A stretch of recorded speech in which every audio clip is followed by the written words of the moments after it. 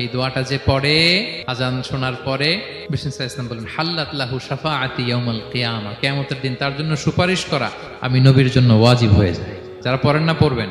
এবার কিয়ামতে বিষ্ণু সাল্লাল্লাহু আলাইহি ওয়াসাল্লামের কি ফিচার থাকবে একটু কিয়ামতেরটা শুনে শেষ করি। বিষ্ণু সাল্লাল্লাহু আলাইহি ওয়াসাল্লাম বলেন আনা আউয়ালু মান ইয়ানশাক্কু আনহুল কবর, কিয়ামতের দিন ময়দানে মাহশারে হাশরের ময়দানে সর্বপ্রথম আমি কবর ফুঁড়ে উপরে উঠে দাঁড়াবো। কে উঠে দাঁড়াবে? বিষ্ণু সাল্লাল্লাহু আলাইহি ওয়াসাল্লাম সর্বপ্রথম কবর ফুঁড়ে উনি উঠে দাঁড়াবেন। এবং হাশরের ময়দানে উনি কোথায় দাঁড়াবেন? ওনার জন্য একটা স্পেশাল জায়গা থাকবে, জায়গাটার নাম হচ্ছে মাকামে মাহমুদ। জায়গাটার নাম কি? মাকামে মাহমুদ।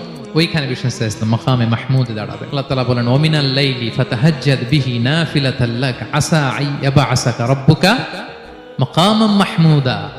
ওখানে বিষ্ণু সাল্লাল্লাহু আলাইহি ওয়াসাল্লাম দাঁড়াবেন, মাকামে মাহমুদে তিনি সিজদায় লুটিয়ে থাকবেন এবং সেদিন তিনি সুপারিশ করবেন। সাহিবুশ শাফাআ, তিনি সুপারিশ করবেন। অন্য কোন নবী সুপারিশের সাহস করবে স্পর্ধাও দেখা। আদম আলাইহিস সালাম, নূহ আলাইহিস সালাম, ইব্রাহিম আলাইহিস সালাম সবাই